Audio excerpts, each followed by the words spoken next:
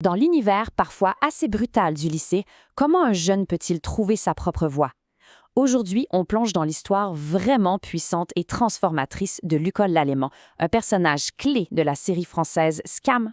Comment on fait pour se trouver quand on essaie si fort de fitter dans le moule? C'est une question universelle, puis c'est exactement le combat que mène Lucas. On va explorer ensemble cette lutte entre la pression de la gang et la quête de soi. Alors, tout commence avec ça, la pression de se conformer. On découvre Lucas, un lycéen qui baigne dans un environnement social où, disons-le, la cruauté est désinvolte et les attentes hétéronormatives sont pas mal claires. Le langage est direct. Les conversations entre Lucas et ses amis sont pleines de blâmes misogynes, de remarques homophobes. C'est la norme, en fait. C'est un code social assez toxique, mais Lucas se sent obligé d'embarquer pour pas se faire tasser. Et c'est ça qui est terrible, ça crée un conflit intérieur énorme chez Lucas. D'un côté, il dit les choses qu'il faut dire pour faire partie de la gang, mais de l'autre, il se sent complètement seul, en conflit, puis il cache sa vraie nature à tout le monde. Mais là, tout bascule. Une connexion complètement inattendue arrive. C'est là qu'Elliot entre en scène. C'est un nouvel élève, charismatique, un peu mystérieux, puis surtout, il ne joue pas selon les mêmes règles que les autres. Leur première interaction, c'est pendant une réunion un peu plate pour le foyer du lycée. C'est un moment un peu awkward pour tout le monde. Puis c'est là-dessus qu'ils connectent, sur ce feeling partagé que la situation était un peu chelou, un peu étrange. C'est leur première étincelle. Ça part d'une simple offre de bière, puis Lucas se retrouve chez Elliot. Et là, c'est comme si le bruit et jugement du lycée n'existaient plus.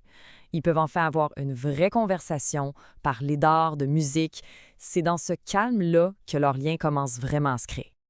Bien sûr, leur histoire est loin d'être simple. On entre maintenant dans la phase la plus tumultueuse où l'amour naissant de Lucas va se confronter à la réalité complexe et imprévisible de la vie d'Elliot. Ça nous amène à une question vraiment difficile. Comment aimer quelqu'un qui traverse ses pires moments? La question se pose crûment après une crise où Elliot vit un épisode maniaque. Ça révèle la complexité de son trouble bipolaire et ça laisse Lucas le cœur brisé, sans comprendre ce qui se passe.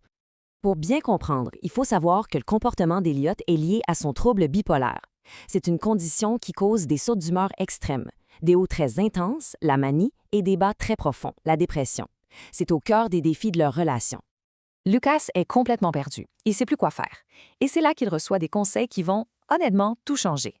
C'est pas une recette magique, non, c'est une vraie leçon d'empathie. Être patient, s'informer, être juste là et surtout chérir chaque bon moment. Avec cette nouvelle compréhension, Lucas trouve enfin le courage de faire le grand saut, s'affirmer pour qui il est vraiment. On va voir comment son coming out est reçu par ses amis avec des réactions aussi fortes que différentes. Les réactions de sa gang, c'est vraiment révélateur. Il y a Manon qui offre son soutien sans condition dès le départ. Mais il y a aussi son meilleur ami Yann, qui est d'abord sous le choc, qui prend ses distances, avant de revenir vers lui de la plus belle des manières. Et cette transformation, elle est parfaitement résumée par les mots de Yann. C'est tellement plus qu'une excuse, c'est une promesse de loyauté. C'est un vrai tournant qui montre la force de leur amitié. Ce qui est beau, c'est que le foyer, cet endroit que tout le monde ignorait avant, devient le symbole de leur unité. En se battant tous ensemble pour sauver la murale qu'ils ont peinte, ils montrent que la création d'un espace inclusif, ça peut vraiment rassembler les gens. Et on arrive à la fin de son parcours, ou plutôt au début de sa nouvelle vie. Lucas n'est plus le même. C'est un jeune homme plus confiant qui est prêt à bâtir une relation mature, basée non pas sur des illusions, mais sur la vérité. C'est un moment d'une honnêteté brutale mais nécessaire. Elliot met carte sur table.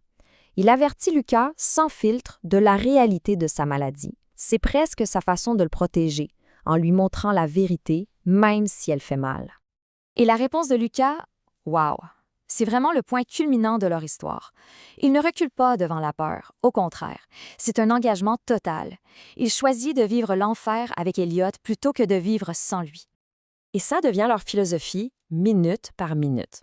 Ça représente une vision tellement mature de l'amour. Ce n'est pas un conte d'effets, c'est une série de choix conscients. C'est une promesse de faire face aux défis ensemble, un moment à la fois. Donc, au bout du compte, la transformation de Lucas est complète. Son parcours nous montre que se trouver, ça ne veut pas dire être parfait, ça veut dire être authentique. C'est quand il a appris à s'accepter lui-même que l'acceptation des autres a suivi. Et ça nous laisse à réfléchir à une question fondamentale. À quoi ça ressemble vraiment le soutien inconditionnel? Une belle réflexion sur l'amour, l'amitié et tout le courage que ça prend pour être simplement soi-même.